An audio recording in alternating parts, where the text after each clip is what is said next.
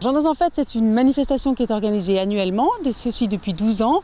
Et le concept, c'est d'avoir des journées des plantes avec une thématique par année. Cette année, la thématique, ce sont les jardins urbains. Et nous avons des exposants qui viendront exposer des petits jardins urbains. L'année passée, c'était une édition qui avait tellement bien fonctionné que nous espérons cette année avoir le même nombre de personnes qui viennent. L'an passé, ce sont près de 8000 visiteurs qui sont venus à votre manifestation. Qu'en est-il des accès, des parkings et puis de l'accès aux caisses ? Alors on a la chance d'avoir à Coppet des accès très facilités. La gare est à 100 mètres. Le lac, pour ceux qui viennent en bateau, l'envie de venir en bateau, comme les gens qui viennent d'Évian ou de Thonon, c'est aussi à 100 mètres. Et puis en face de l'entrée principale, il y a un immense parking où tout le monde peut trouver une place pour garer sa voiture. En tout, quelques 115 exposants qui seront présents pour Jardins en Fête. Qui sont ces exposants ? Alors, ce sont toujours des producteurs, des obtenteurs, des gens qui produisent eux-mêmes leurs plantes qui viendront exposer. On n'a pas de revendeurs qui viennent ici à Jardins en Fête. C'est une sélection qu'on a décidé de faire nous, d'avoir des gens qui connaissent leur travail, qui connaissent leurs produits. On a aussi un petit peu de la décoration et des gens qui sont toujours des artisans, comme du mobilier de jardin ou des gens qui fabriquent des outils pour le jardin.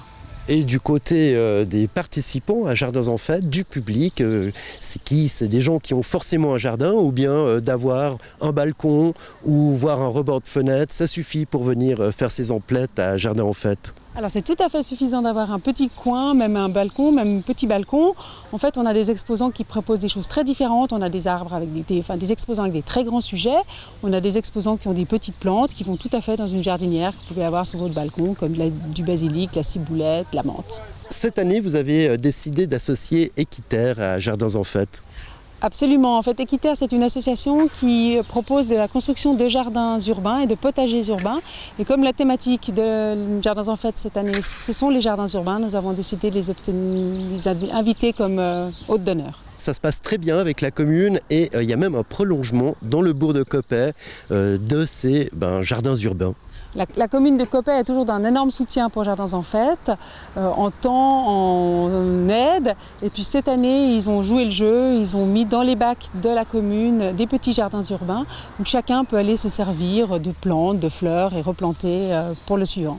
Autre nouveauté cette année, un brunch. Expliquez-nous les contours de cette nouveauté.